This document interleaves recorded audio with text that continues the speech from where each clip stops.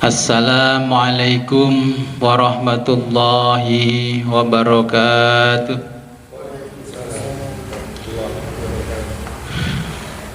Bismillahirrahmanirrahim. Alhamdulillahi rabbil alamin. Wassalatu wassalamu ala ashrafil anbiya'i wal mursalin Sayyidina wa maulana Muhammadin wa ala alihi wa sahbihi ajma'in.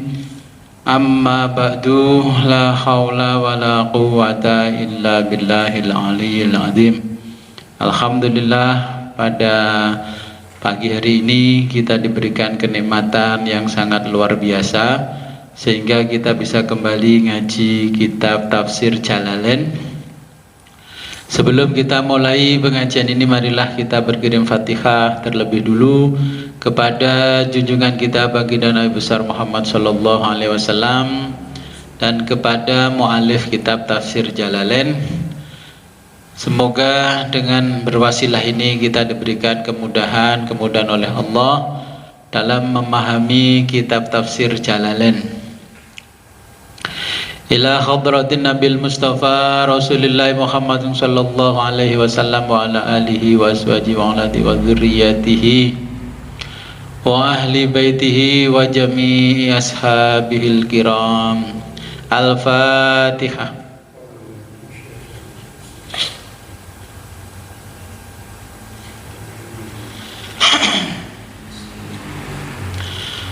Wasumma ila arwahi Imam Jalaluddin Muhammad ibn Ahmad ibn Muhammad al-Makhali wa Imam Jalaluddin Abdurrahman ibn Abi Bakar as-Suyuti rahimahumallahu ta'ala wa nafa'ana bihima wa bi ulumihim fid darin wa li masyayikhihim.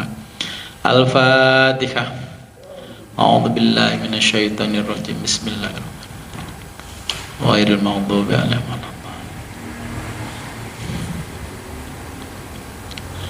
Wasumma ila arwahi abaina wa ummahatina wa jaddatina wa usulina wa furu'ina wa alal khadirina fi majlisina hadha. Al-Fatihah. A'udzu billahi minasyaitonir rajim. Bismillahirrahmanirrahim. Amin. Sampai wa idh qulna niku nggih. Ini ayat 58. Nggih, catatan saya 58. Wa idh qulna lahum ba'da khurujihim.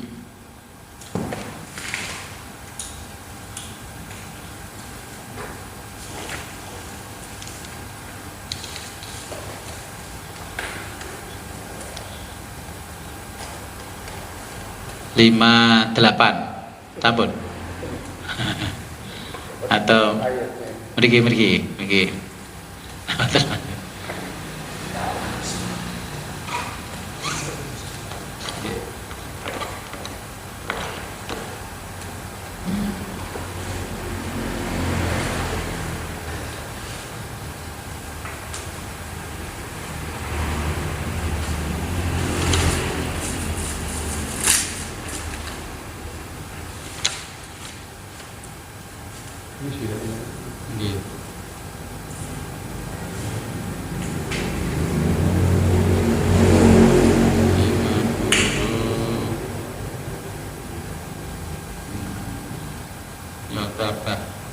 sakit nih.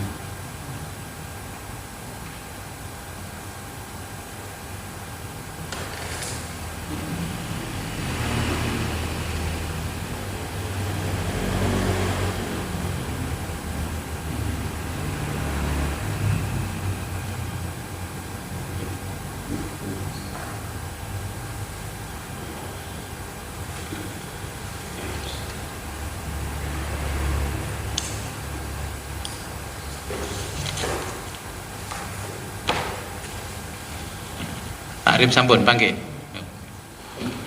Ya, bismillahirrahmanirrahim. Qala Allah Ta'ala wa huwa asdaqul qailin. A'udzu billahi minasy syaithanir rajim. Bismillahirrahmanirrahim. Wa idz qulna, wa idz, dan ingatlah, qulna, ketika kami berfirman,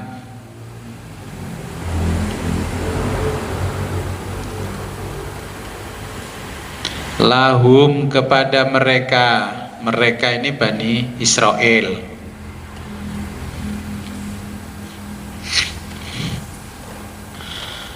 Ba'da, setelah,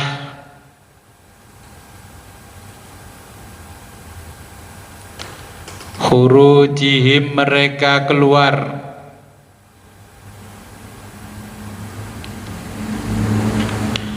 minatihi, dari Bukit Tih,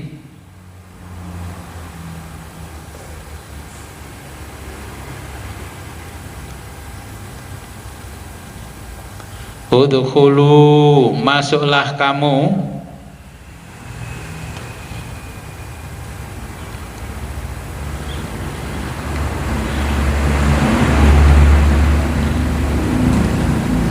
hadhil qaryah, hadhihi, ke ini, al qaryata, negeri. Jadi masuklah kamu ke negeri ini, qaryah. Ai Baitul Maqdisi, yaitu Baitul Maqdisi, Baitul Maqdis.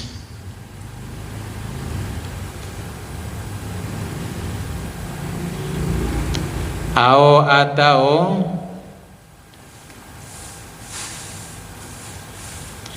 Arihan, yakni Yeriko. Kalau orang sekarang nulisnya Jericho. Makanya kalau ngasih nama cucu jangan nama Eriko. Baik, takmir masjid cucunya namanya Eriko.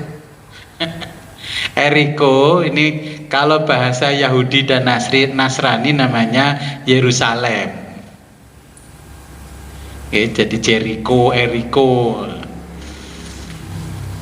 Ya tapi gimana lagi, mungkin karena ketidaktahuan. Ada kata-kata dicari di Google kok bagus, ya Eriko. Bahasa Arabnya Arihan, ya. Arihan dalam kitab sucinya Yahudi Nasrani itu Jericho. Artinya Yerusalem. Fakulu, makanlah,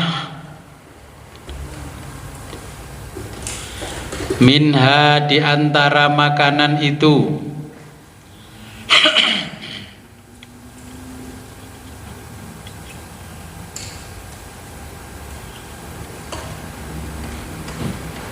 khaisu, yang baik, syi'tum, yang kamu sukai,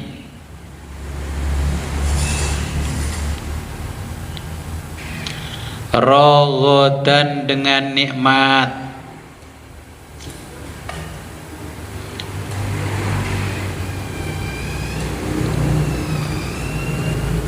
wasi'an, semuanya,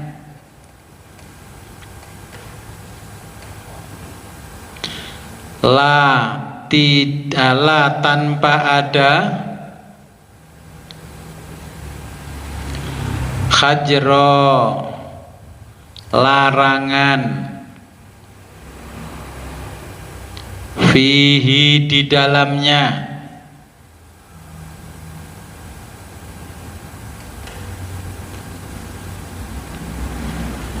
wadkhulu, dan masuklah kalian,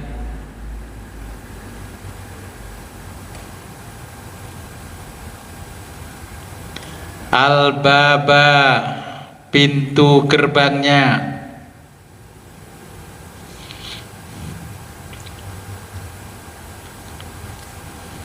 ai, yaitu, babaha, pintu negeri itu,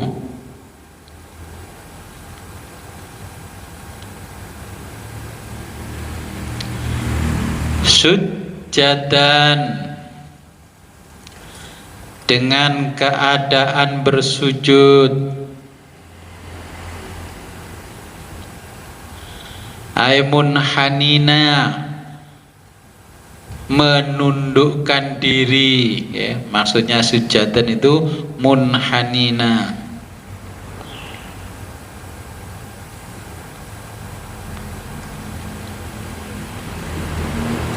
Waqulu, ucapkanlah,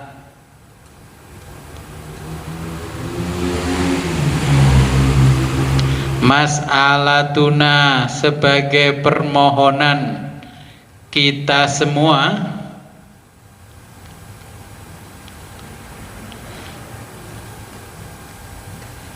khittatun, bebaskanlah kami,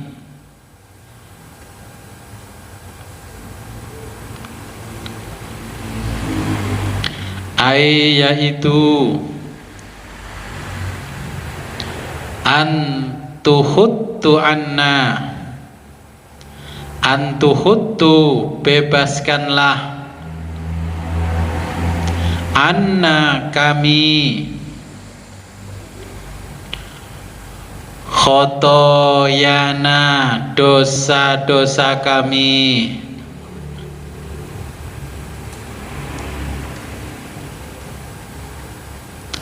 naghfir, niscaya kami ampuni,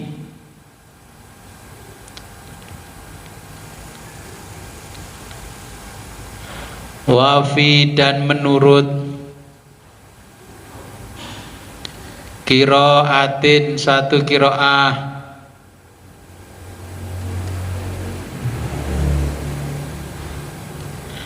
bil ya'i, dengan huruf ya. Jadi naghfir ada yang membaca yughfar, ya. Nanti kalau pas ada orang membaca naghfir lakum, dibaca yughfar lakum, ya, jadi itu bisa dibaca naghfir, juga bisa dibaca yughfar. Watta'u, dengan huruf ta,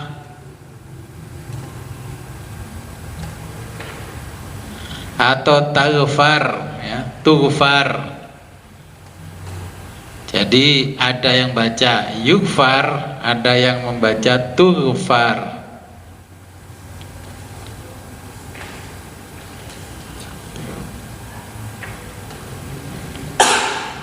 Mabnian, kata kerja aktif,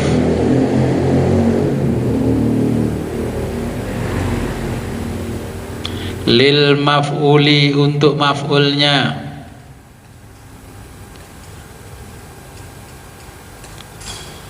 fihima, dalam ya dan taknya,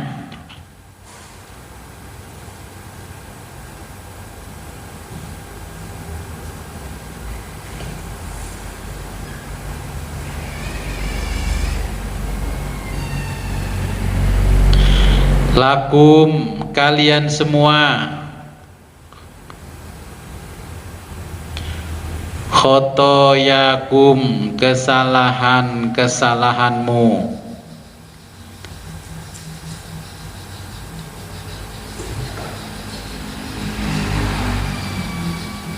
wasanazidu, dan kami akan menambahkan karunia,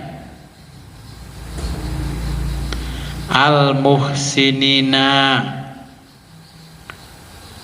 bagi orang-orang yang berbuat kebajikan. Jadi muhsinin, kalau orangnya satu ya muhsin, makanya orang dulu namanya anaknya muhsin, orang yang suka berbuat kebajikan. Bittaati, karena berlaku taat,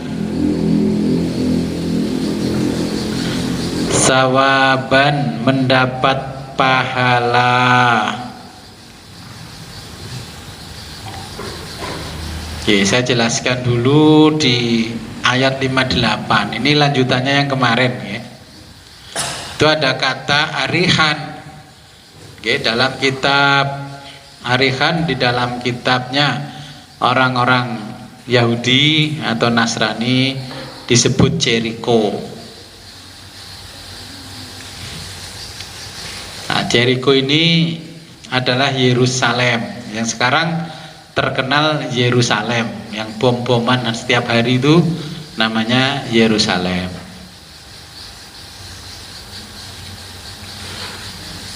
Nah, orang-orang Yahudi ini dulu sebelum disebut Yahudi kan itu ada Bani Israel. Okay. Mereka selalu membuat kesalahan-kesalahan. Jadi kalau membuat kesalahan itu terus menerus, tapi malah mereka bangga membuat kesalahan itu. Mereka mengatakan sayalah yang membuat perubahan. Okay. Artinya ketika ayat ini diturunkan, ini Allah menyampaikan kepada orang Yahudi yang semasa dengan turunnya Al-Quran. Jadi pada waktu Al-Quran diturunkan, Nabi berada di Makkah, itu kan juga banyak orang Yahudi, juga orang Nasrani. Nabi hijrah ke Madinah, juga di sana banyak orang Yahudi Nasrani. Maka di situ kehidupannya heterogen. Makanya jangan salah paham bahwa dulu Ka'bah itu di samping-sampingnya kan ada banyak berhala, Lata, Mana, Uzza. Dan menurut kitab sejarah juga bahwa fotonya Bunda Maria dan Yesus juga ada di situ. Tapi orang yang sekarang tidak tahu sejarahnya menolak kalau ada ulama mengatakan loh di situ dulu juga ada fotonya Bunda Maria dan Yesus. Iya, ya diduga mungkin juga betul, ya, karena itu juga menjadi tempat rebutan.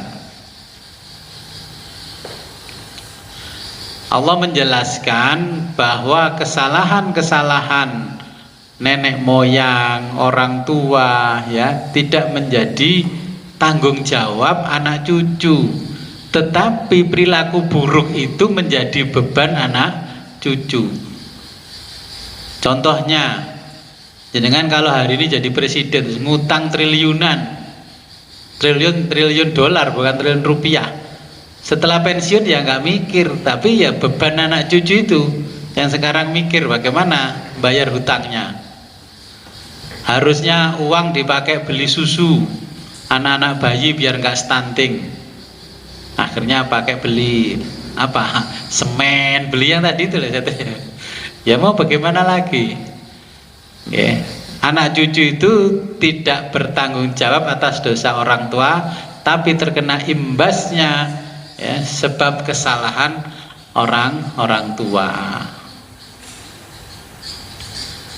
Nah, ini Allah memerintahkan kepada Bani Israel untuk masuk ke satu negeri. Di situ ada namanya Baitul Maqdis. Nah, kalau masuk sana harusnya merunduk. Makanya nanti kalau bangun masjid, gerbangnya jangan tinggi-tinggi. Makanya orang Jawa dulu masuk ke rumahnya itu kan pintunya pendek, biar merunduk, menghormati yang dalam rumah. Ya. Saya setiap masuk masjid itu mesti gerbangnya tinggi, jadi nggak merunduk. Nah, tetapi perintah merunduk ini disalahgunakan oleh orang Yahudi. Merunduk itu bukan sujudnya kepada Allah, tapi sujudnya kepada pemimpin mereka. Makanya terkadang saya kalau ada seorang kiai santri terus mengajarkan merunduk-runduknya berlebihan itu ya kayaknya nggak sepakat begitu. Ya biasa saja lah, nggak usah merunduk yang berlebihan. Oke. Kadang-kadang kita mengomentari orang lain tapi kita berperilaku melebihi orang lain. Jadi wadkhulul baba sujada, masuklah ke dalam pintunya dengan kondisi sujud. Tapi sebenarnya walaupun pintunya besar, masuk masjid itu harus dalam kondisi menundukkan diri kepada Allah. Nah, tapi di masjid gedebak-gedebuk. Tapi kemarin saya di masjidnya Abah Imron dapat hidangan bakso. Weh, bakso dari mana ini? Banyak sekali. Oh, tadi ada yang ngasih Pak. Anak kecil-kecil makan semua. Ini bagus, ini nanti kamu kalau besar jadi takmir masjid harus sediakan bakso 1 kali 24 jam. Ya itu loh, harusnya kan masjid itu dia berperan seperti itu juga. Jangan seperti orang sekarang, kalau bangun masjid itu musafir di jalan-jalan dimintai uang kotaan untuk bangun masjid. Tapi kalau masjidnya jadi, musafir nggak pernah ada yang bisa sholat karena masjidnya ditutup oleh panitia. Akhirnya fenomenanya nggak sholat di masjid, sholatnya di pom. Ya sama dengan saya kalau perjalanan jauh itu di kanan kiri jalan ngasih, gak usah dikasih, paling itu kalau masjidnya jadi kita nggak boleh sholat. Ya kan? Masjid di mana-mana itu fenomenanya itu. Jadi ini pun juga Allah menjelaskan kepada kita, bangun masjid, ya masjidnya juga harus seperti Baitul Maqdis. Ya, bait itu rumah, Al-Muqaddas atau Maqdis itu suci, rumah suci. Nah itu panitia kalau ngomong itu di jalan bagaimana? Terima kasih Bapak yang kalau nyumbang nanti kami doakan masuk surga.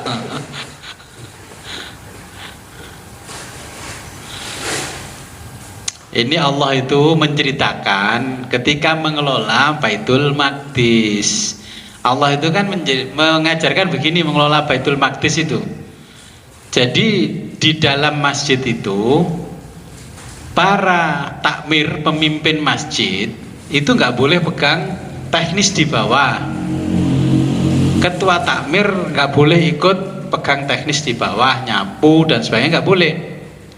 Sekretaris bendahara, sekretaris ya nggak boleh nulis, ya nggak boleh nulis. Bendahara nggak boleh pegang uang. Tapi yang terjadi di kita kan sekretaris nulis, bendahara pegang uang. Sekretaris itu harus punya orang yang menjalankan fungsinya dia sebagai seorang sekretaris. Tinggal melihat catatan-catatan kesekretariatan. Ya, bendahara itu nggak perlu bawa uang, cukup bawa bukunya saja. Laporannya berapa, ini, okay? Sehingga yang dimaksud itu dalam pengelolaan masjid, di situ ada takmir yang pegang kendali, ya, decision makernya, yang di bawah itu adalah karyawannya masjid yang digaji oleh para takmir. Takmir boleh, ketua takmir itu camat, oke, bolehlah kepala cabang bank, katakanlah BRI, kan tidak mungkin bisa, tapi dia bisa mengelola manajemen. Kita gaji marbot berapa orang, ya, tukang bersih-bersih berapa, ini berapa. Jadi kita mengelola masjid itu carilah orang untuk mengelola masjid. Nah, uang yang masuk ke masjid dikelola oleh takmir. Jadi takmir itu nggak langsung turun jalan, turun ke lapangan. Nah, sekarang kan ya takmirnya yang nyapu, yang adzan qomat. Celaka ini. Kira-kira lebih parah mana kita sama orang Yahudi di masa Baitul Maqdis?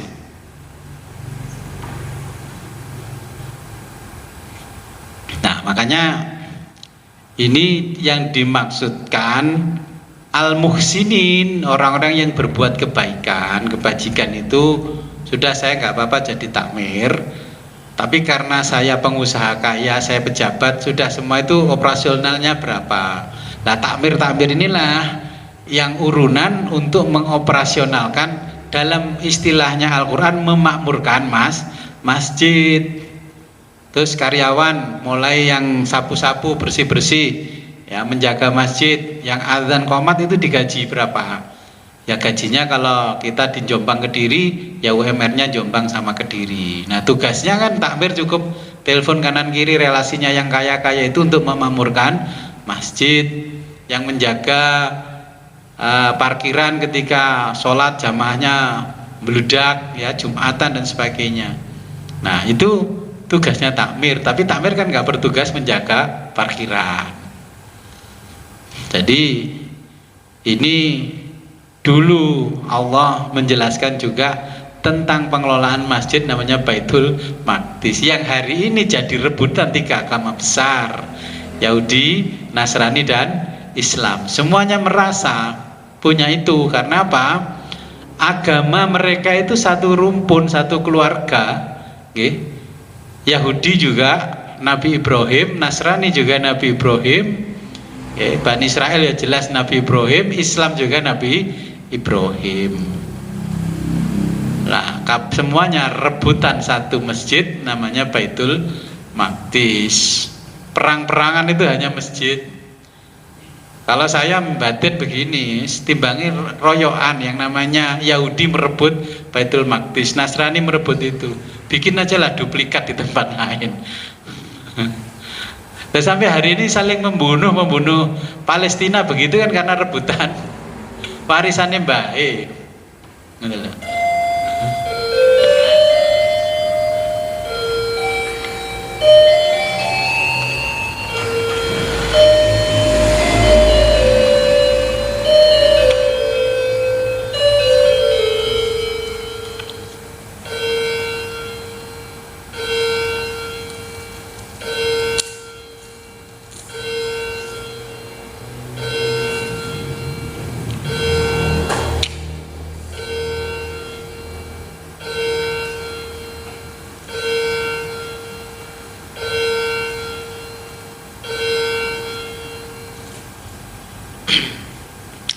Kita lanjutkan ayat berikutnya.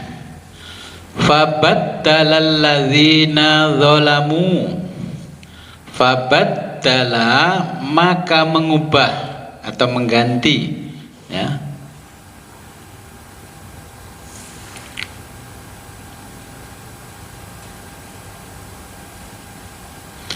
Tadi yang bitoati sudah ya. Bitoati karena berlaku taat, sawaban mendapat pahala. Nah ini ayat berikutnya. Fabaddala, maka mengubah, alladzina, orang-orang, zalamu, yang aniaya. Ya sering kita terjemahkan zolim. Minhum, di antara mereka,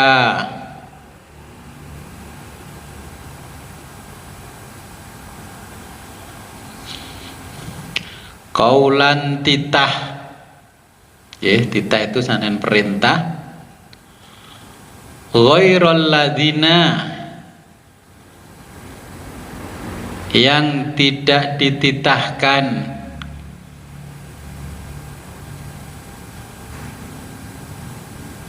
kila, dititahkan,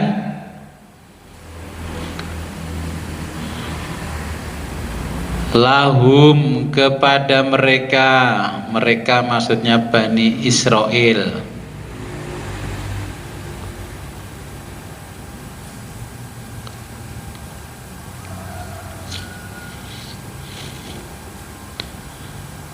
Faqalu, maka mereka mengatakan,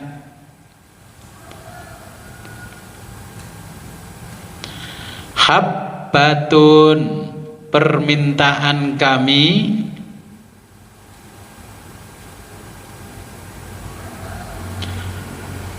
fi sya'rotin, biji yang masih di dalam kulit,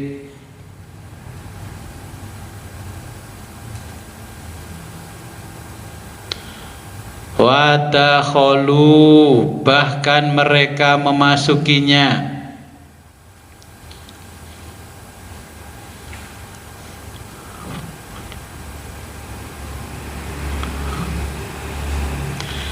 yazhafuna, dengan merangkak atau ngesot,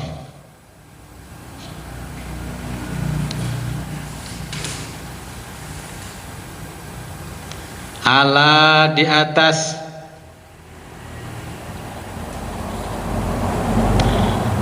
astahihim, pantatnya orang-orang zalim,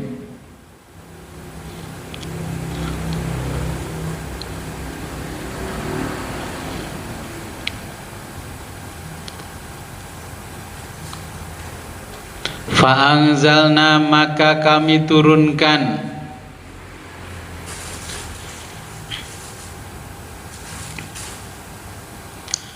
alalladzina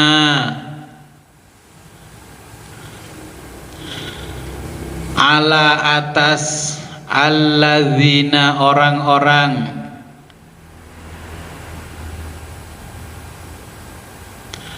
zalamu yang aniaya itu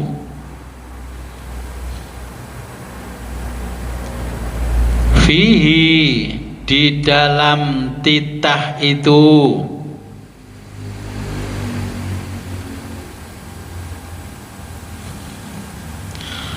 wad'ul zahiri wad'u meletakkan ad-zahiri isim zahir ya, ini nahwu ya.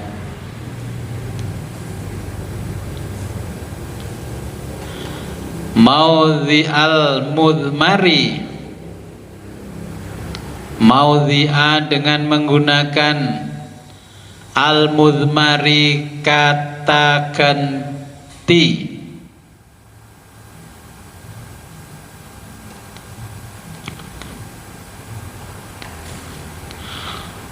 mubalaghatan dengan maksud mubalaghah itu bahasa Inggrisnya superlatif ya, memiliki arti yang sangat ya, baik, lebih baik dan terbaik atau sangat baik. Ini mubalaghah ya, bahasa Inggrisnya superlatif. Nah, ini kita terjemahkan mubalaghatan dengan maksud sebagai kecaman.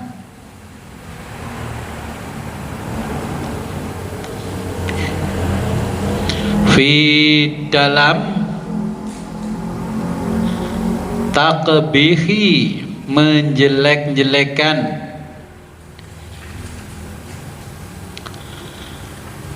sya'nihim kelakuan Bani Israel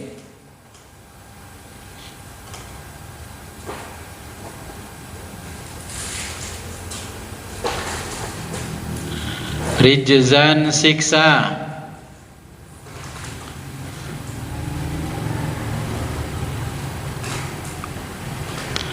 azaban siksa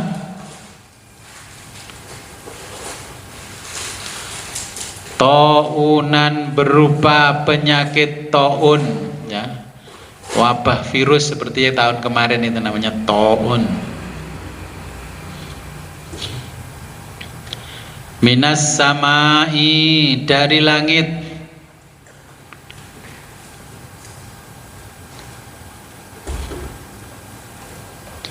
bima kanu disebabkan oleh yafsukuna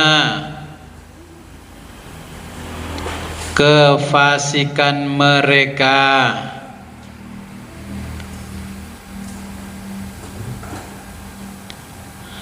bisa babi disebabkan oleh fisqihim kefasikan mereka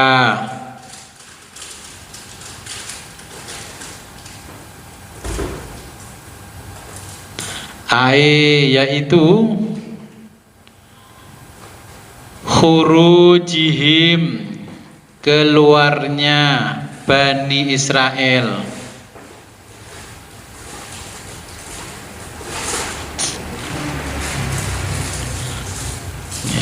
anit ta'ati dari ketaatan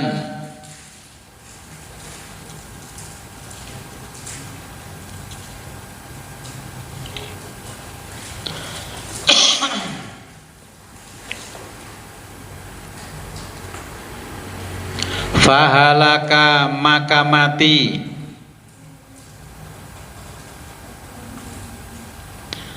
minhum dari mereka Bani Israel ya,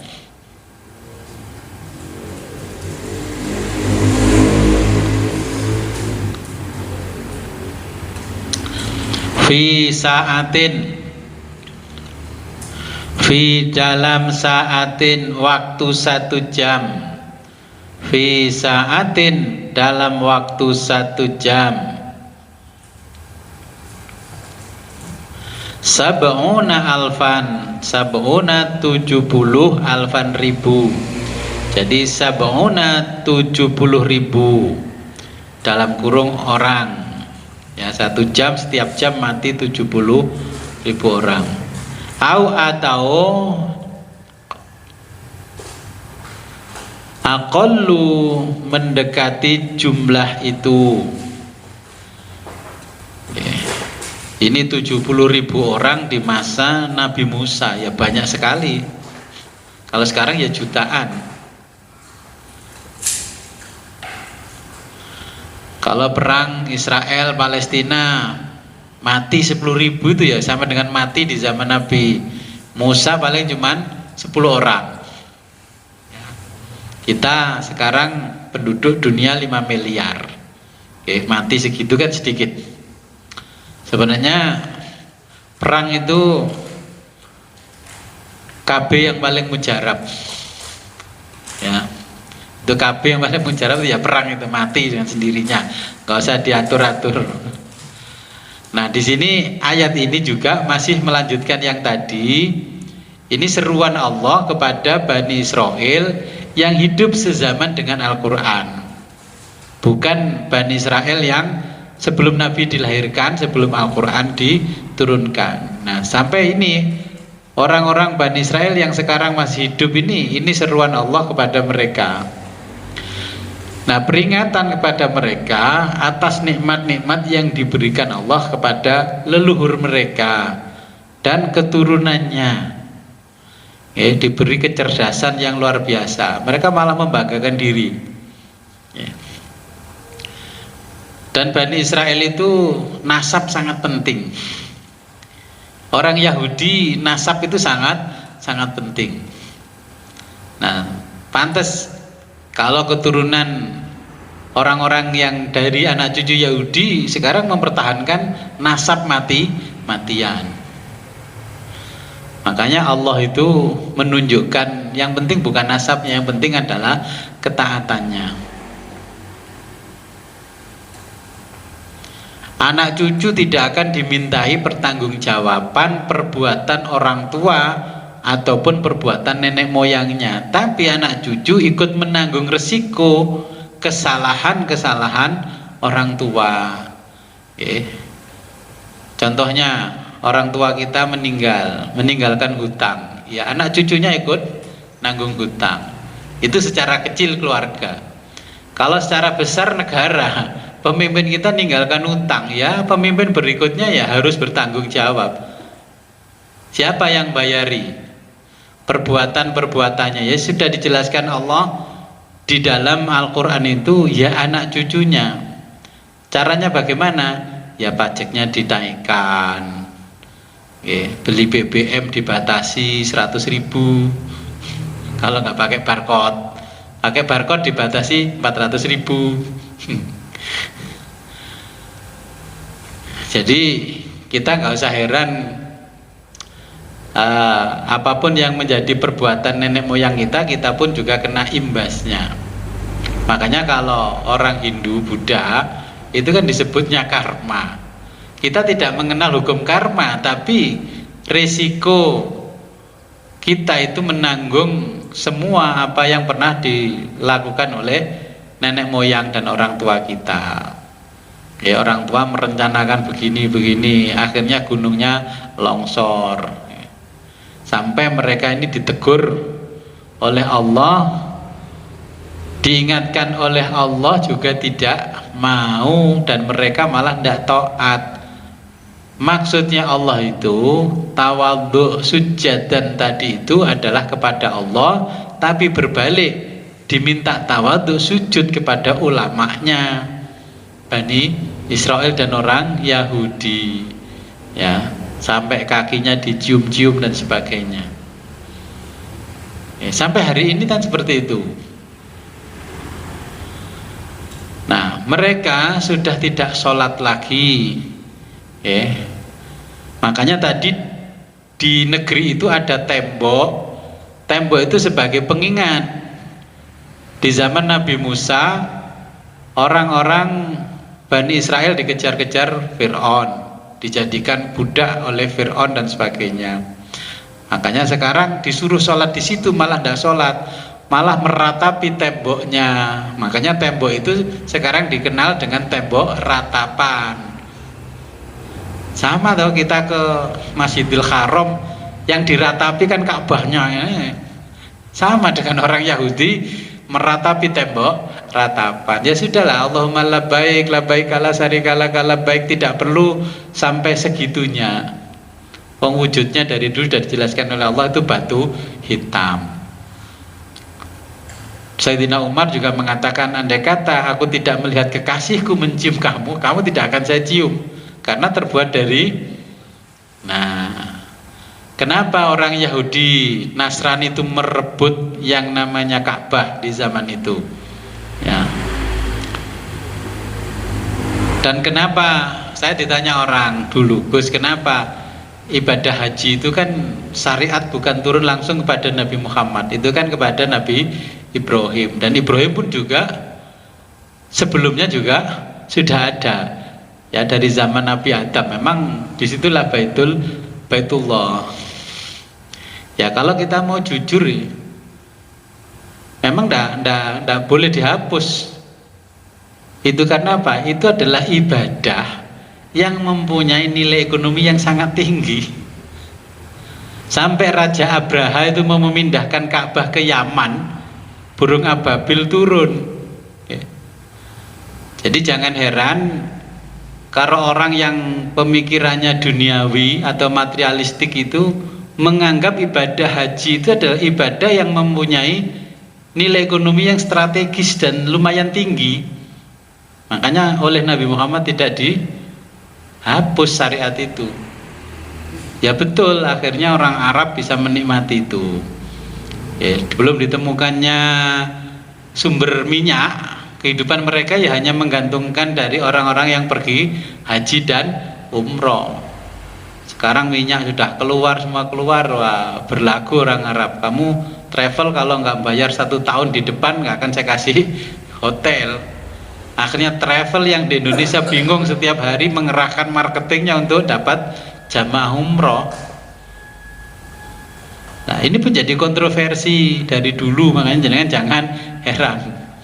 Andai kata tidak disyariatkan begitu, nah, orang Yahudi kenapa membelot? Karena mereka juga beranggapan begini, kita disuruh lempar jumroh, nyatanya Raja Iblis yang menggoda Nabi Ibrahim ya sudah tidak ada di situ. Kemudian kita disuruh tawaf, sa'i, ternyata di situ kan ya tidak ada apa-apa, kita hanya mengelilingi Ka'bah. Sehingga mereka tidak mau lagi beribadah mengikuti apa yang diperintahkan oleh Allah, karena beranggapan yang diuntungkan hanya orang-orang Arab Quraisy yang berada di sekitarnya Ka'bah. Sholat mereka itu dulu namanya ya sholato. Ketika Islam punya ibadah namanya sholat, mereka juga protes, ini kami dulu juga sholat namanya sholato, dalam bahasa mereka Ibrani. Nabi Muhammad menggunakan istilah as-sholatu, diprotes mereka. Sholatnya mereka ketika sholat itu juga menyebut Nabi Ibrahim. Kalau di kita namanya apa? Sholat menyebut Nabi Ibrahim, sholawat Ibrahimiyah. Mereka juga bersolawat kepada Nabi Ibrahim, cuman di depannya ada Muhammad. Mereka yang tidak terima karena di depan sholawatnya menyebut Nabi Muhammad, baru Nabi Ibrahim ketika tahiyat. Makanya mereka nggak mau. Nah ini sejarah panjang.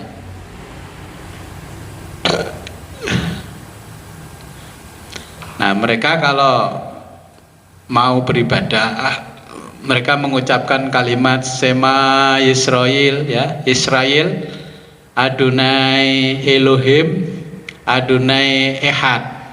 Itu bahasa Ibraninya. Wahai Bani Israel, ya, panggilan kepada Bani Israel, beribadahlah kepada Tuhan yang satu.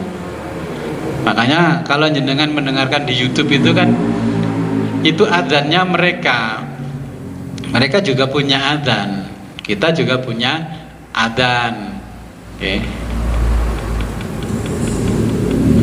Jadi Allah menegaskan kepada mereka disuruh kembali kepada Allah, tapi ternyata setelah dibebaskan dari kejaran dan perbudakan Fir'aun, mereka kembali musyrik lagi.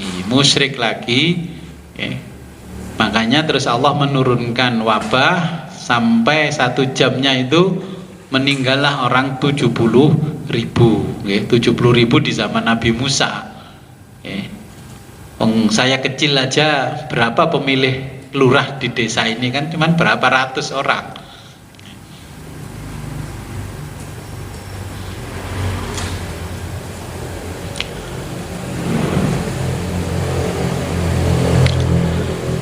Mungkin ada pertanyaan sebelum saya lanjutkan. Al-Quran itu punya 2 ciri khas. Kalau sesuatu yang dilakukan oleh siapapun itu benar menurut Allah, maka Al-Quran cara menjelaskan hanya singkat padat. Al-Quran itu sangat objektif. Walaupun itu bersumber dari orang lain di luar Islam, kalau benar Allah tidak menyalahkan. Tapi kalau itu salah, maka Allah menjelaskan panjang kali lebar seperti ini. Ini cirinya Al-Quran itu, kalau apa yang dilakukan oleh orang itu salah, maka Allah menjelaskannya details dan rigid, komplit gitu. Kalau Allah menjelaskan singkat, oh berarti itu tidak ada kesalahan. Monggo Pak.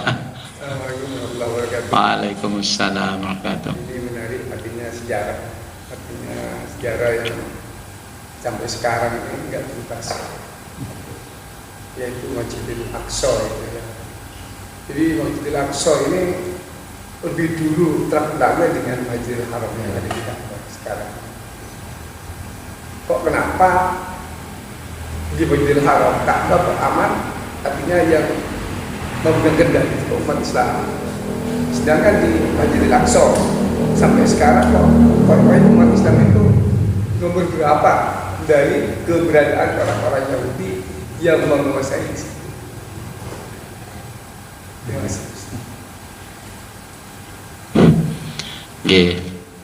Saya jelaskan dulu kenapa masjid itu dinamai Aqsa. Ya, Aqsa. Dulu kiblat kita kan juga ke sana. Aqsa. Jadi dulu semua orang di Jazirah Arab kalau menunaikan haji itu kayaknya ya ke sana, ke Masjidil Aqsa. Orang Yahudi Nasrani semuanya ke sana. Makanya orang yang berbahasa Arab menyebut masjid itu Aqsa, artinya masjid jauh. Karena perjalanan dulu jalan kaki bawa onta ya sangat jauh, butuhkan pengorbanan yang luar biasa, seperti kita ke Mekah.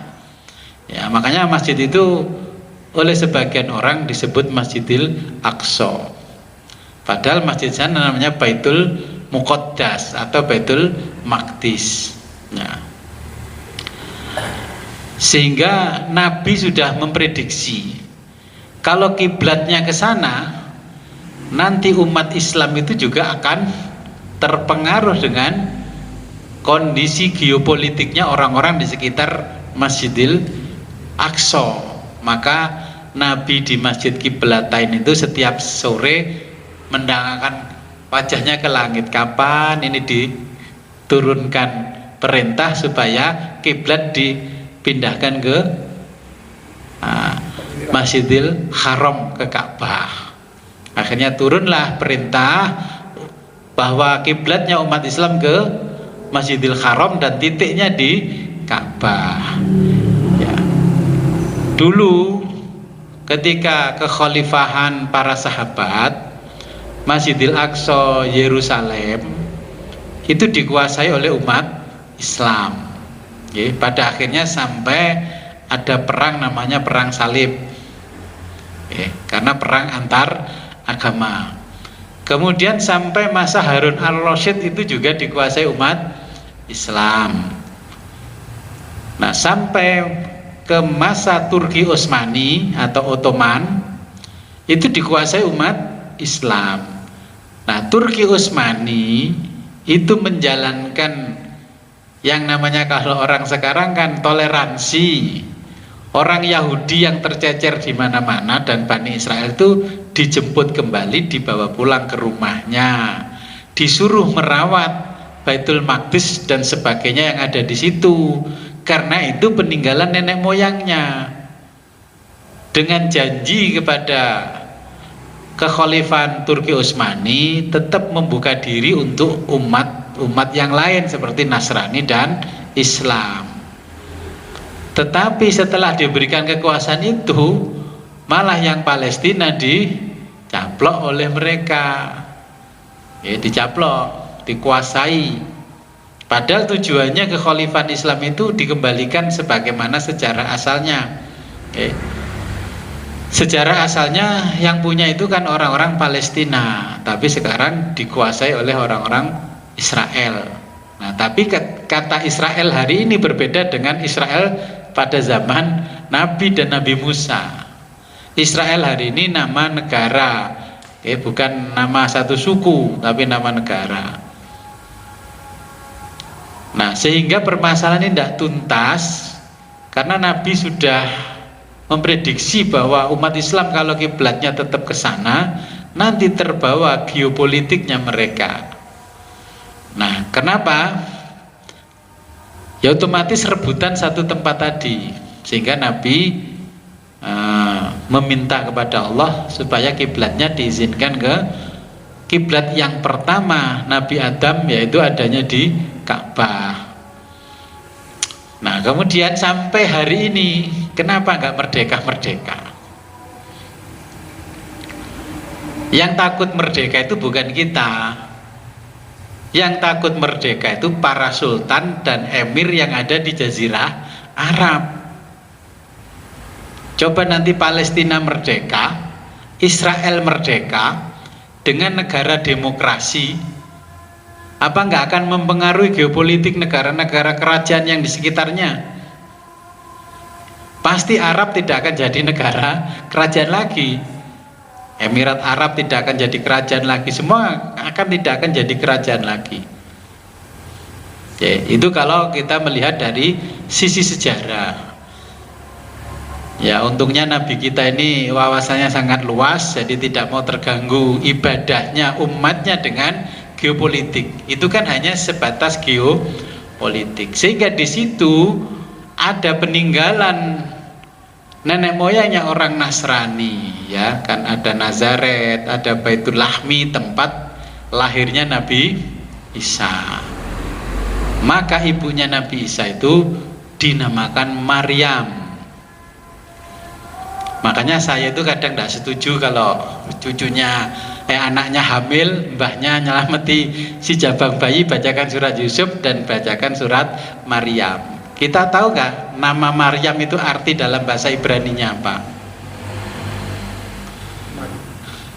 Maryam itu karena seorang perempuan ini, ya, anaknya si Imron,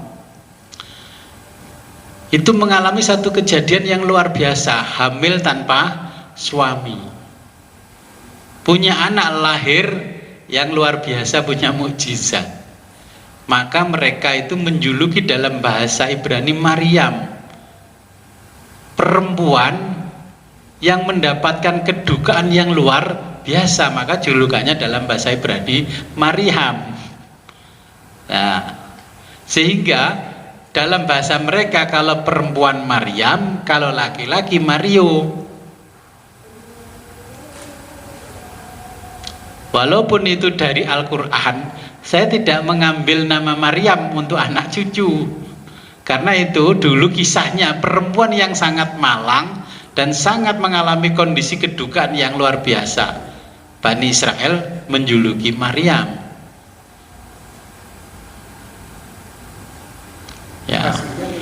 Ya, aslinya Karena sudah kondisi itu disebutlah sebagai Maryam. Ya. Kecilnya mungkin nama lain. Coba identifikasinya. Ya, dia punya seorang ibu namanya Hannah. Ya. Waladat Hannah waladat Maryam waladat Isa.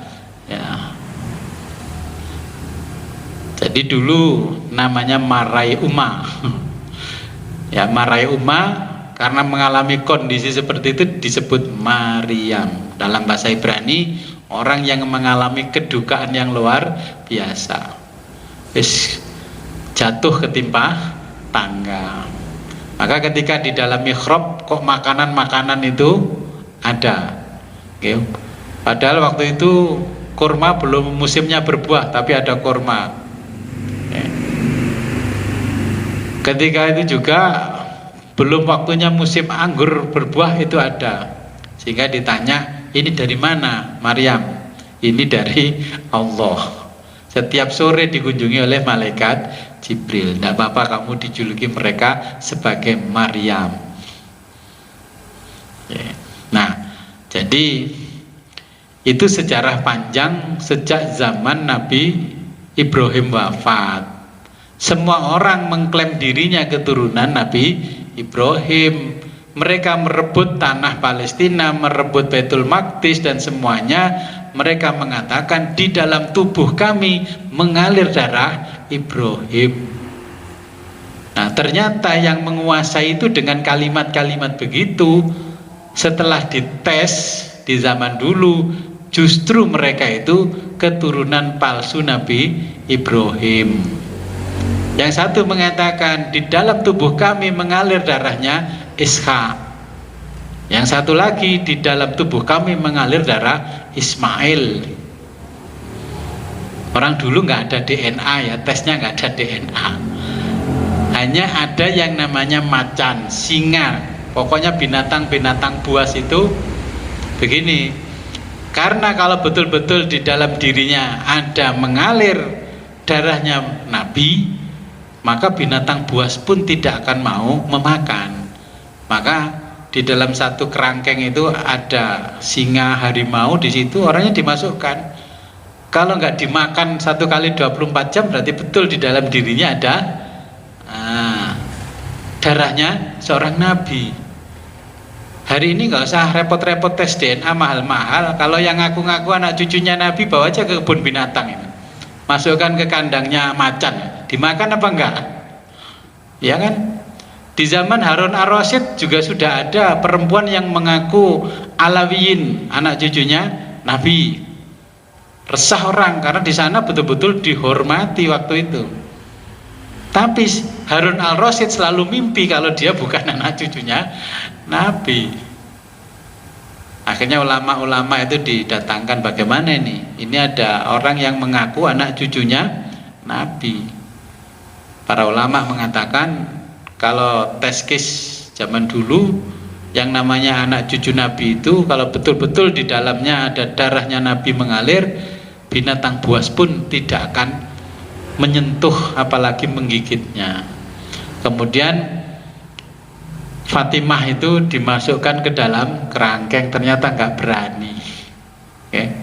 Sekarang kan banyak atau sekarang yang ngaku anak cucunya Nabi, bawa aja ke kebun binatang daripada ribut-ribut tesis, ribut-ribut tes DNA. Itu tes yang paling mujarab. Ini sejak zaman Bani Israel kan sudah ngaku anak cucunya Nabi Ibrahim. Lah, kita nggak nyebutkan itu, tapi kita semua kan tahu orang yang ngaku-ngaku. Kalau saya nggak usah ribut-ribut, ngapain sih debat ilmiah? Kita nggak perlu debat ilmiah, karena apa? Kita harus sadar di dalam otak kita itu punya keterbatasan. Kenapa sih di Islam itu kan saya sering ditanya, kenapa sih kok ada madhab? Kenapa? Apa bermadhab itu wajib, Gus? Ya enggak wajib. Ya.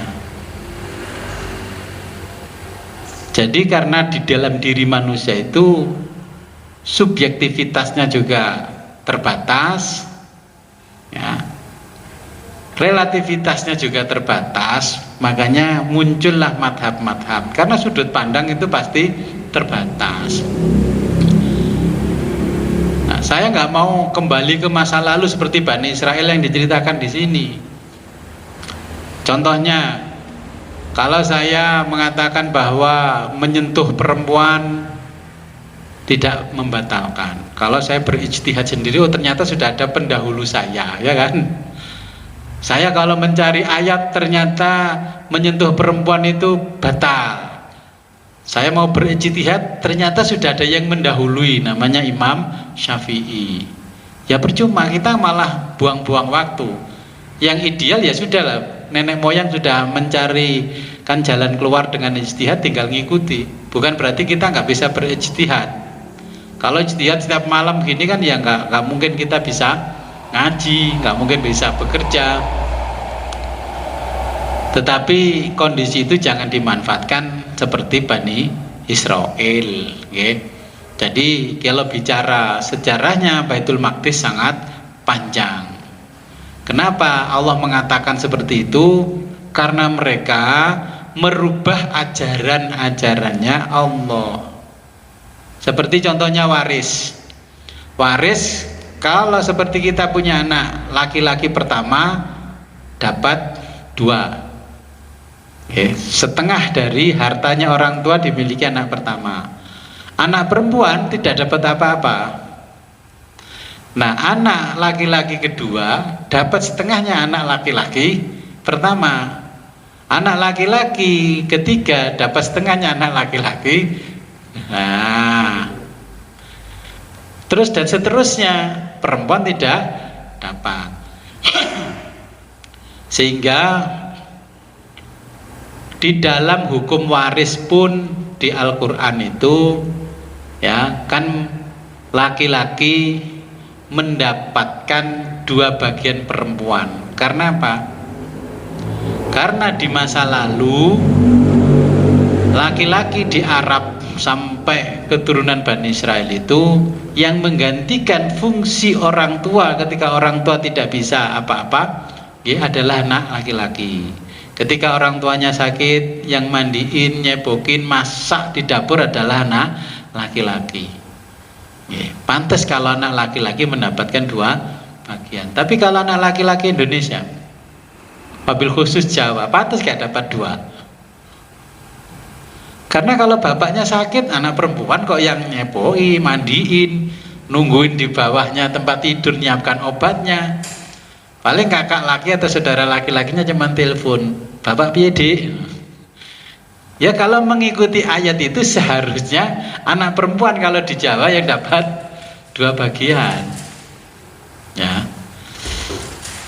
Makanya Allah selalu menegur Bani Israel karena merubah hukum-hukumnya Allah. Sholatnya pun dirubah, bacaannya yang tadinya ada sholawat Ibrahimiyah juga dirubah. Okay.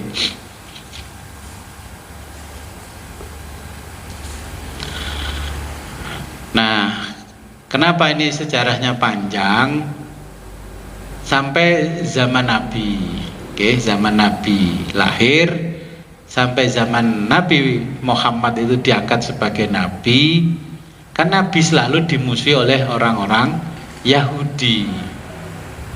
Yahudi yang mana yang memusuhi Nabi? Yang nyandet Nabi itu orang Yahudi yang Kabalah. Ya, makanya ada ilmu kabalisme. Ya, sekarang itu ada kabalistik. Hijrahnya mereka setelah dikejar-kejar Fir'aun, setelah Nabi disantet nggak mempan, ya, pindahlah ke negeri Yaman. Nah, ajaran-ajaran yang dilakukan itu bukan ajarannya Nabi Musa, tapi ajaran-ajaran yang bersumber dari adat istiadat Babilonia. Makanya saya kemarin menyampaikan ketika kalau mau ngaji kitabnya Syekh Qadir Jailani, adat istiadat Babilonia harus ditinggalkan. Karena kekuasaan Babilonia di masa Alexander the Great, ya, yang terkenal di Islam itu namanya Iskandar, ya, Alexander itu sampai ke India, sampai ke Jawa. hitung-hitungan paing pon wagi kliwon itu ya dari sana. Okay. Ada yang mengungkapkan kitab-kitabnya orang-orang Kabalah, itu namanya Abu Maslamah Al-Majriti. Okay. Itu diungkap kenapa kok ada hitungan paing pon wagi kliwon, diungkap di situ. Hitungan mereka, terus membuat raja-raja, okay. Membuat raja buat ini. Nah, ketika Quran turun, ulama-ulama ya menyaingi membuat raja orang-orang Kabalisme itu, orang-orang Kabalistik itu. Kabalah, suku Kabalah. Nah, suku Kabalah kebanyakan kan dibawa Belanda masuk ke Indonesia. Ya, wajahnya Arab ya tidak. Makanya di kitabnya Syekh Abdul Qadir dijelaskan, mereka itu selalu menggunakan propaganda auliyaiyah. Okay. Yang kemarin ikut ngaji itu kan paham auliyaiyah. Maca wis mesti kaya wali. Itu sejak zaman Nabi. Sehingga Nabi tidak mau berurusan panjang, agama terseret-seret politik, makanya Nabi minta kepada Allah kiblatnya umat Islam ke Ka'bah. Okay. Itu sejarah panjangnya kalau kita bicara dari sejarah. Karena apa? Dulu Raja Abraha sudah ingin mengambil alih Ka'bah ke Yaman. Ya alasannya Abraha ya masuk akal. Kalau wisata religi didominasi orang Arab, suku di luar Arab tidak mendapatkan pemasukan. Haji umroh itu dianggap wisata religi oleh orang-orang Yaman. Makanya di Yaman membangun gereja yang luar biasa, nyaingi Masjidil Haram, tapi kalah Yoni, nggak ada penggemarnya. Orang-orang Islam yang di Baitul Maqdis itu sampai sekarang apa kan? Apa sudah punya peran? Nah, setelah Baitul Maqdis dikuasai Israel, orang-orang Islam yang ada di sana tidak punya peran apa-apa. Ya cuman sholat tapi sudah nggak dikasih peran apa-apa. Yeah. Kita kalau berkunjung ke sana, wajah Indonesia nggak dipermasalahkan oleh orang Israel. Tapi kalau wajahnya Arab dipermasalahkan. Yeah. Iya, takut dikuasai. Tapi mereka tahu nenek moyangnya menyebutkan yang mau mengalahkan kalian nanti ya mendekati akhir zaman itu adalah Bani Yusuf. Ciri-cirinya kulitnya sawo matang. Makanya sekarang orang Israel heboh meneliti DNA-nya anak cucu Nabi Yusuf yang lari ke Timur Selatan. Diduga oleh mereka Bani Yusuf itu orang Melayu. Nah, ini diduga oleh mereka. Sekarang kita nggak punya peran apa-apa. Bayangkan yang namanya Palestina itu negaranya dibebaskan, tapi negaranya kan dikelilingi oleh tembok tinggi. Oleh Israel dikelilingi tembok tinggi. Kita kan nggak bisa keluar. Nah, ini sebenarnya kalau geopolitiknya ya tinggal Indonesia. Ya, tinggal Indonesia saja. Kalau melihat ayat-ayat yang diturunkan oleh Allah, kelihatannya kan tinggal Bani Yusuf. Ya. Anak cucu Nabi Yusuf ini yang lari dari Mesir. Jadi kalau kita ke sana begini, kadang saya secara pribadi, orang kalau di Indonesia itu melihat fikih itu idealis banget. Wudhu itu kalau nggak begini nggak sah. Wudhu di toilet dipermasalahkan. Orang sana itu wudhu hanya mukanya saja, kakinya enggak. Kalau jenengan tanya kalau ke sana, kenapa kok kayak? Kalau Anda di sini jangan samakan dengan Indonesia. Semuanya ada. Di sini yang namanya air sangat mahal. Maka ketika wudhu, satu gelas diteteskan sini basah, diusap-usapkan begini saja. Teteskan ini diusap-usapkan gini saja. Karena air sangat mahal. Sampai hari ini sudah modern gini, air pun juga sangat mahal. Lah air itu mengalir kecil sekali. Orang Indonesia di hotel kakinya diangkat ke wastafel. dimarahi sama orang sana. Ini orang Indonesia. Indonesia air itu dibuang-buang kemana-mana. Di sini nggak ada air, makanya itu. Makanya kalau kita ngaji fikih, istinja, cara membersihkannya kan pakai batu. Itu 1400 tahun yang lalu. Sekarang sudah 1400 tahun setelah Nabi. Itu juga masih sulit. Arab ini kan baru saja punya teknologi air laut disedot, dirubah jadi tawar. Sekarang di setiap sudut kota ada keran. Okay. Tapi tidak semua negara Arab kan kaya. Nah, kita dulu mengelilingi Arab seperti itu. Terus ketika kita ke Sungai Nil, ya peninggalan Fir'aun, kita umat Islam ke sana. Pasti yang namanya guide itu melarang kita ke pulau yang ada di Sungai Nil, apalagi ikut kapal pesiarnya itu. Kita memaksa masuk. Ternyata apa? Di sana itu di dalam kapal, ya di pulau itu juga tariannya striptis, joget-joget, dan tidak terlalu terbuka. Saya begini, kalau lihat tarian dari sisi sejarah dan budaya, jangan-jangan yang mengajari orang Mesir nari itu orang Jawa. Modelnya nari ini kayak orang Jawa kok. Ya kan? Ya ini mungkin di zaman Alexander the Great dulu kekuasaannya sampai ke tanah Hindustan, sampai ke tanah Jawa. Orang-orang penari Jawa dibawa ke sana ngajari mereka. Ternyata saya baca kitab The History of the Arabs, itu ternyata ya orang dari kita ini yang mengajari mereka ya. Kok kita mengharam-haramkan, kita yang ngajari mereka ya. Jadi itu kalau kita bicara Masjidil Haram ya, Masjidil Aqsa, Baitul Maqdis sangat panjang. Kita lanjutkan ke ayat satu lagi ya.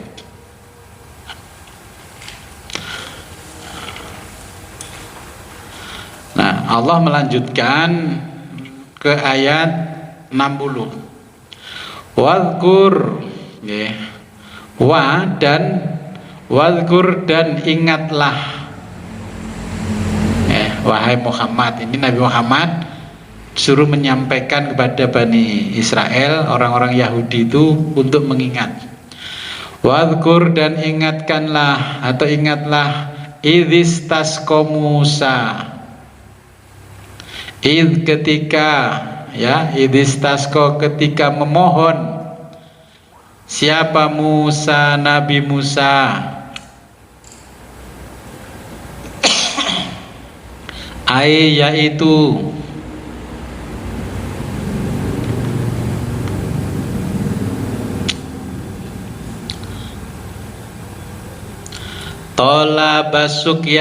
tolaba mencari, as-suqya air, li kaumihi untuk kaumnya,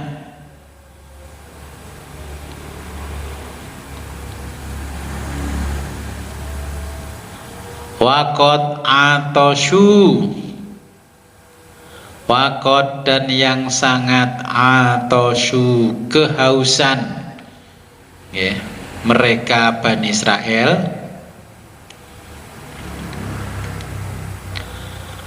fitihi di padang tih,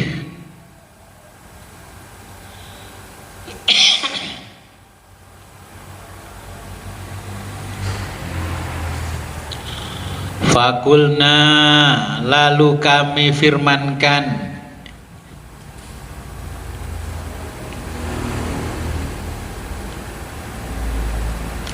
idrib pukulkan,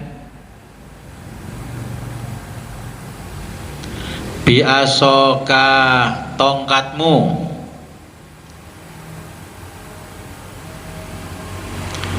al hajaro ke atas batu itu,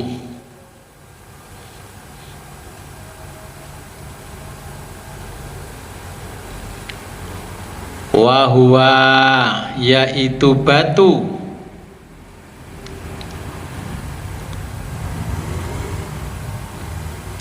alladzi yang farro membawa lari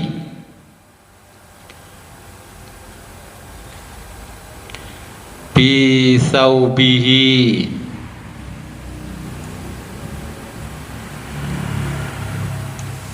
pakaian Nabi Musa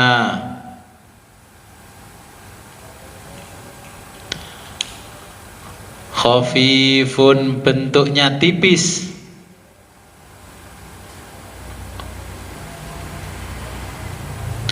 murabbaun persegi 4 karosir rojuli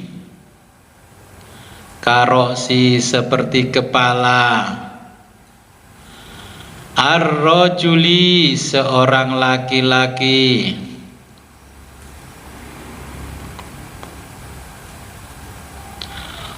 ruhomun batu gombong atau kadzanun lunak batu lunak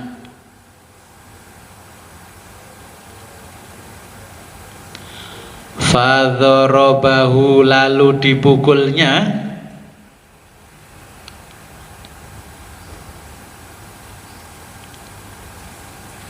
fangfajarot kemudian memancarlah air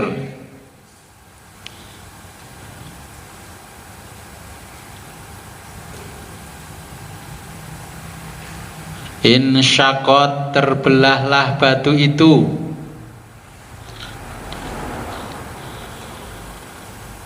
fasalat dan mengalirkan air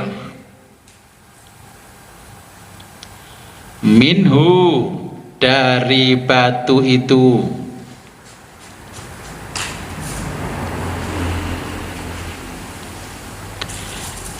isnata asyrota ainan isnata asyrota 12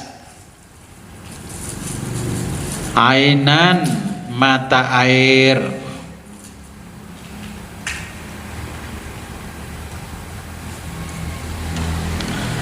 bi'adadil asbati bi'adadi dengan sebanyak jumlah al-asbati suku Bani Israel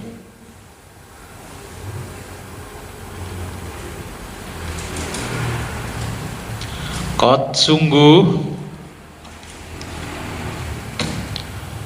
alima telah mengetahui kullu setiap unasin suku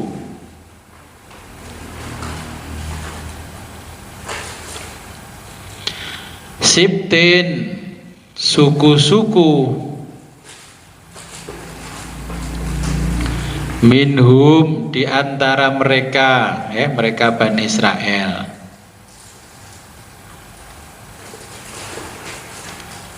masyrabahum tempat minum mereka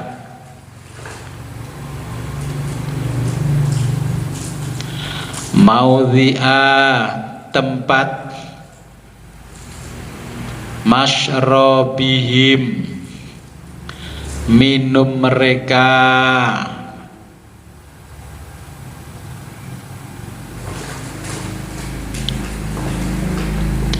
fala maka tidak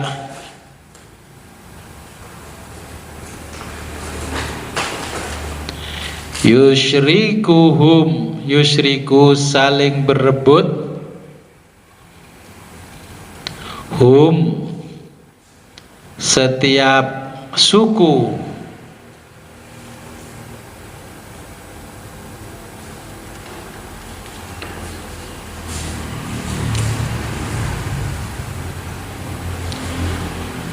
fihi di tempatnya air ghairuhum selain mereka.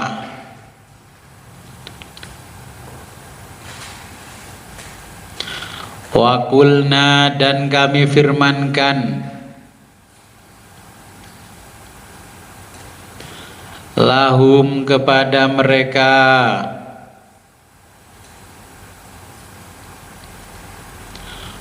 kulu makanlah washrobu dan minumlah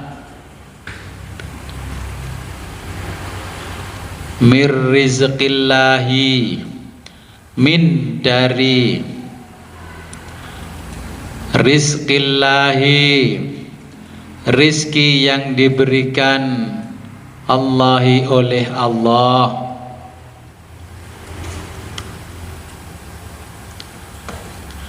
Wala dan janganlah tak tahu kamu berbuat keonaran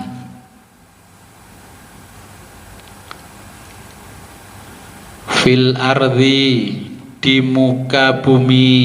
Al ardi artinya bumi, fil ardi di muka bumi. Mufsidina dengan melakukan kerusakan.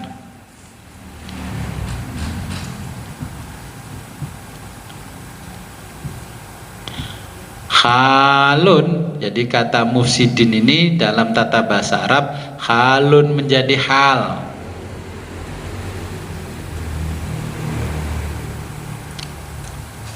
Muakkadatun yang memperkuat. Li'amiliha perbuatan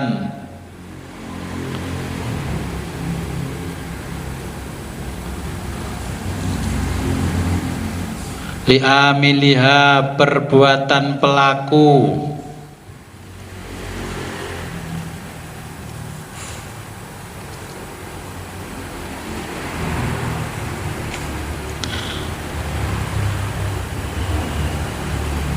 min asa, min diambil ya, min diambil asa, lafat asa, min asa diambil dari lafat asa, bi kasril musallasati, bi kasri dengan dikasroh,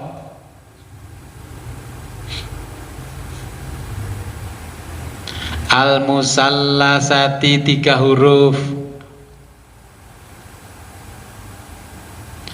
afsada maksudnya merusak.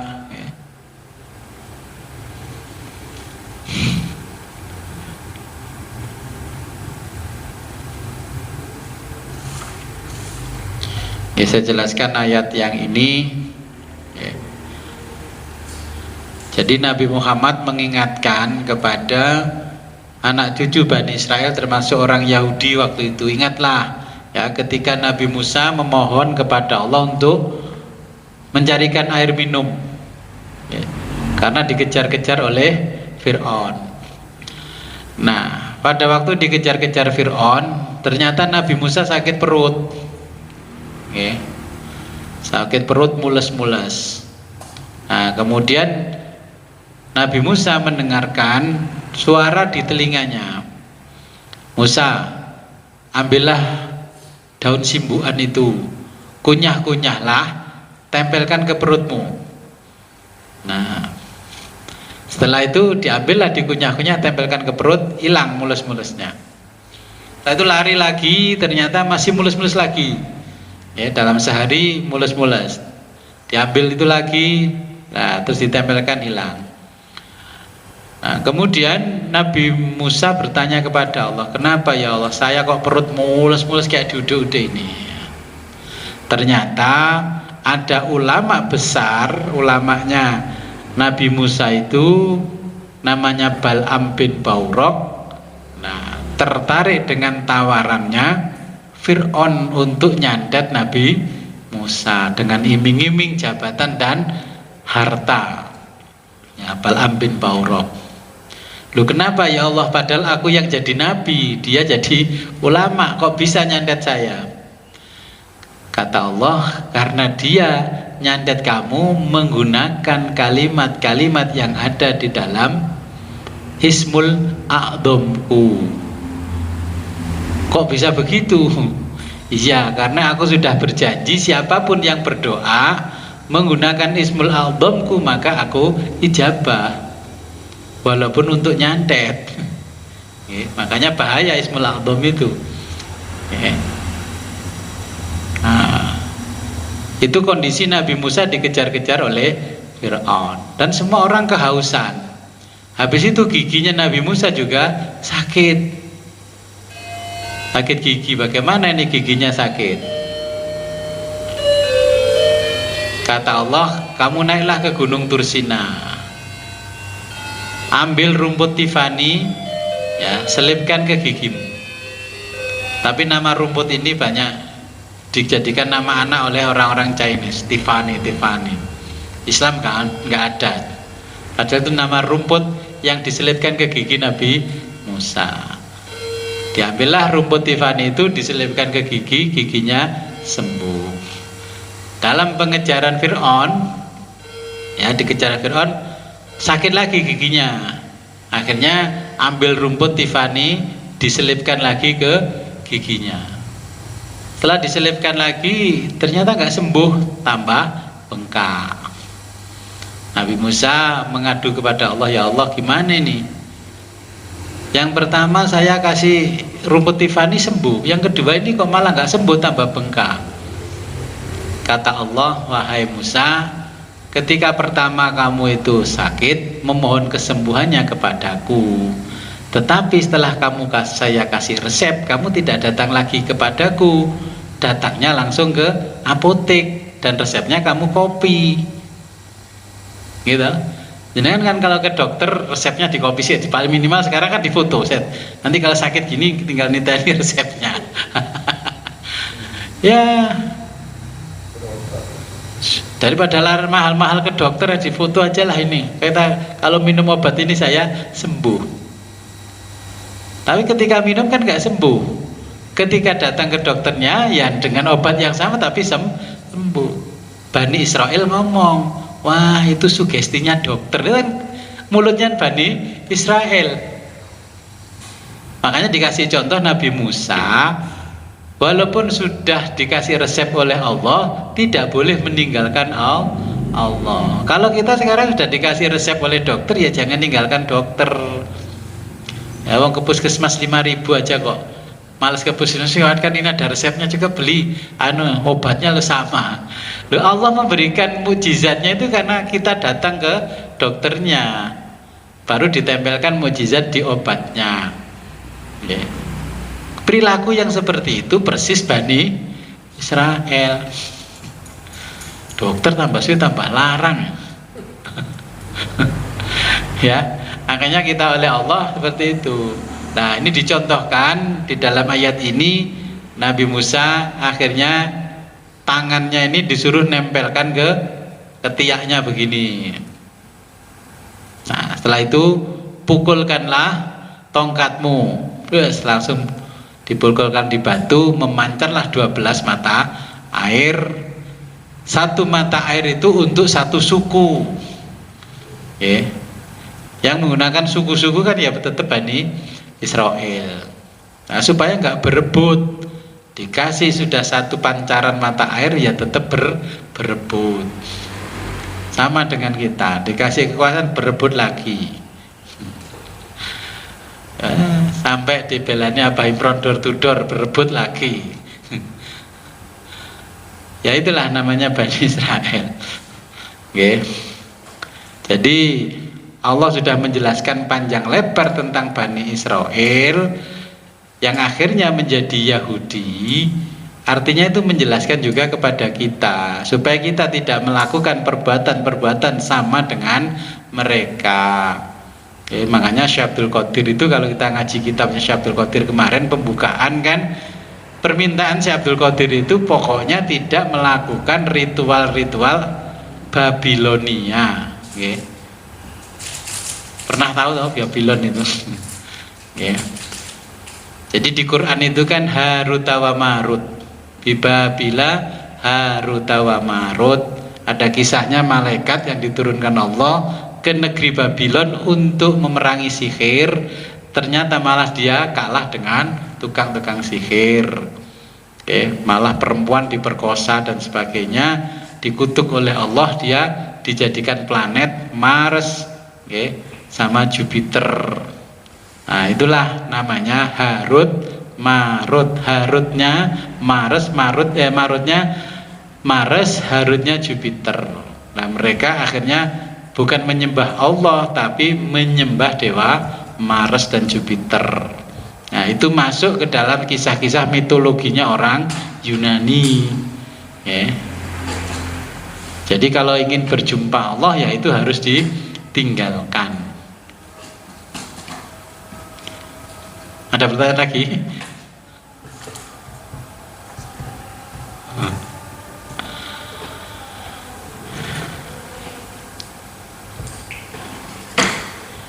Insya Allah nanti pertemuan berikutnya sudah sampai di halaman di ayat 61 ya.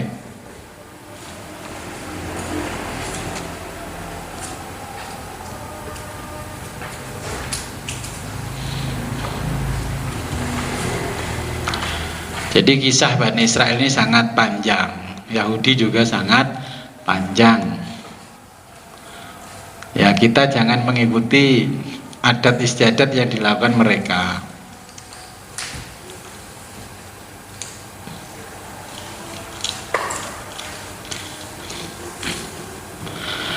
Kalau nggak ada pertanyaan lagi sebelum kita akhiri, ya marilah kita berdoa kepada Allah. Semoga apa yang kita pelajari pada pagi hari ini membawa manfaat barokah fid dini wa dunya hatta akhirah. A'udzu billahi minasyaitonir rajim. Bismillahirrahmanirrahim. Allahumma shalli wa sallim ala sayyidina Muhammadin fil awwalin wal akhirin wa barik wa sallim wa radhiyallahu ta'ala an sadatina ashabi Rasulillah ajma'in. Amin ya Allah ya rabbal alamin. Allahumma faqihna wa faqih talamidana fid din wa 'allimna wa 'allimhumut ta'wil. Allahumma arham ummat Sayyidina Muhammad. Allahumma jbur ummat Sayyidina Muhammad. Allahumma aslih ummat Sayyidina Muhammad. Allahumma farrij an ummat Sayyidina Muhammadin sallallahu alaihi wasallam. Allahumma anfa'na bima 'allamtana wa 'allimna ma yanfa'una wa zidna ilman yaqinan. Walhamdulillahi ala kulli hal wa na'udzu billahi min kulli hali ahlin nar. Rabbana taqabbal minna innaka antas samiul alim wa tub alaina innaka antat tawwabur rahim. Allahumma hdina siratal mustaqim. Allahumma hdina siratal mustaqim. Allahumma hdina siratal mustaqim. Siratal ladzina an'amta 'alaihim minan nabiyyina wasiddiqin wasyuhada'i wassalihin wa hasuna ulaika rafiqa. Dzalikal fadlu minallahi wa kafa billahi 'alima. Allahumma ya syahidan ghaira ghaibin wa ya ghaliban ghaira maghlubin wa ya qariban ghaira ba'idin ij'al min amrina ya Allah farja wa makhraja ya sharihal mustaskhirin wa ya ghaizal mustaghizin innaka ta'lamu makanana wa ta'lamu halana wa la yakhfa 'alaika syai'un min umurina.